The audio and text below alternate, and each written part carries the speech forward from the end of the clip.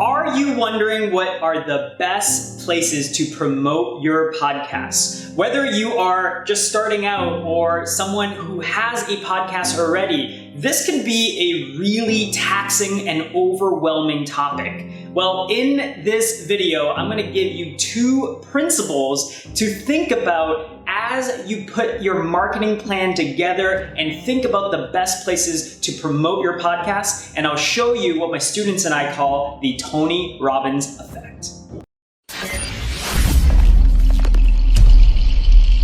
Hey Changemaker, JayWong here. Now, the question of the best places to promote your podcast, this comes up so often, and oftentimes it's really overwhelming. I mean, there are so many different channels, from Instagram to Instagram stories, to Instagram posts, to SoundCloud, to Twitter, to LinkedIn, to the newest social media trend. I mean, there are so many different options. But before you can actually think about the best places to promote your podcast, you need to understand 2 very basic principles. Principle number 1 is asking who you ultimately want to attract. Now, if you're a business owner, this is going to be really simple for you because you can ask who is your best customer. Who are the people in your community already interacting with you, engaging with you? Now, if you're new to creating content, this is going to be a little more taxing, but just think about it. Who do you actually want to hang out with? Who do you want to be creating content for? Who do you want to be engaging with? Who do you want to do business with? You have to figure out who. It's so utterly important that you do this in the beginning before actually looking at the best places to promote your podcast, because we know that there's a lot you can do,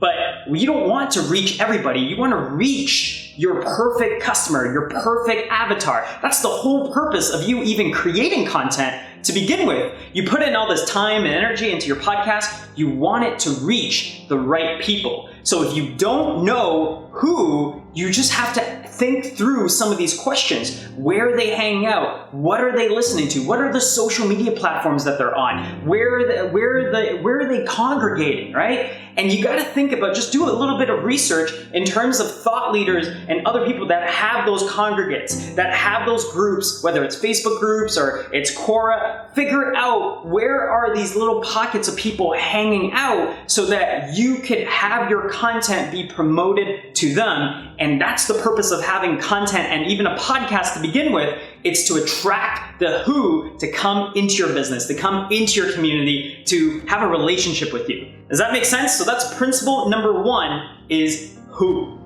Principle number 2 is what my students and I call the Tony Robbins effect.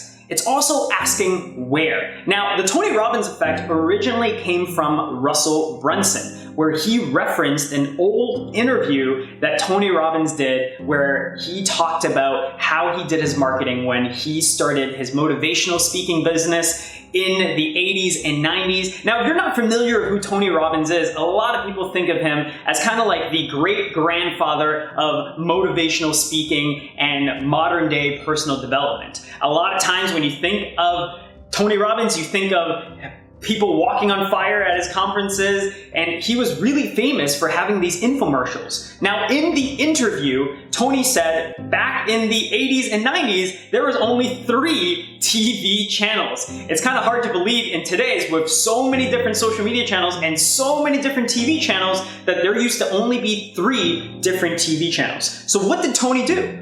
Very simply, he put his infomercial on TV channel number 1, he put his infomercial on channel number 2, he put his infomercial on channel number 3, and he marketed to all possible outlets at that time.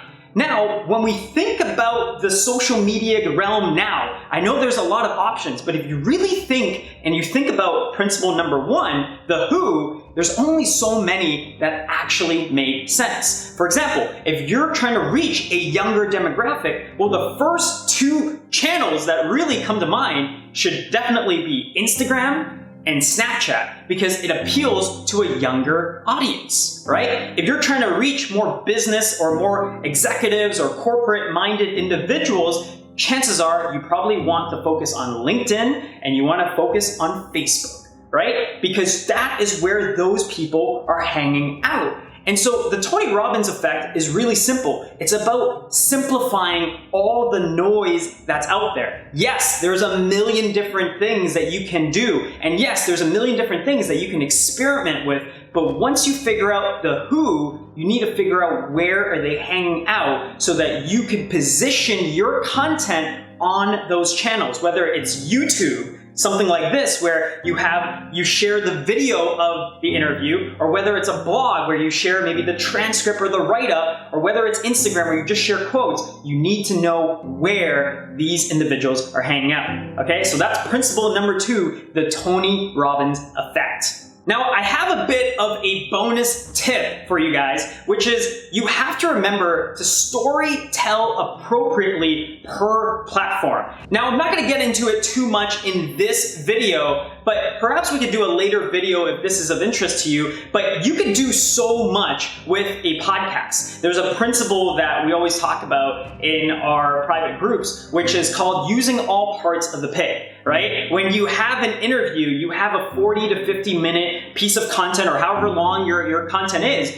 You could use the video format for YouTube. You could use different quotes on Twitters. You could use different quotes to make images. Maybe you take a photo of the person and that's how you promote it on Instagram. You have to remember to story tell appropriately per platform, because the way that you promote on YouTube is a little different from the way that you story tell on your newsletter or the way that you story tell on your blog. So just keep that in mind. No matter which the 2 or 3 channels that you pick that you ultimately want to dominate in, you have to remember to story tell appropriately per those platforms. So that's it for this video. If you could figure out who, and then you can figure out where you actually have your marketing plan in place, and you now know the best places to promote your podcast. Now, for those of you that are just launching your podcast, down below, I've actually included my podcast creation roadmap. It's step-by-step walking you through all the sequencing and things that you need to do if you are looking to launch a top-rated podcast. For those of you that like this video, go ahead and press that like button. If you have any questions, we'd love it if you ask it down below. I'm gonna hang out there after this video gets posted and make sure to answer those questions for you. Be sure to subscribe to the channel as well, because every single week we're coming out with fresh new content to answer your questions around not just being able to launch a top 100 podcast, but being able to leverage it to build your brand, to build your authority, and ultimately to build the business of your dreams. I can't wait to see you guys in the next video, and I'll talk to you then.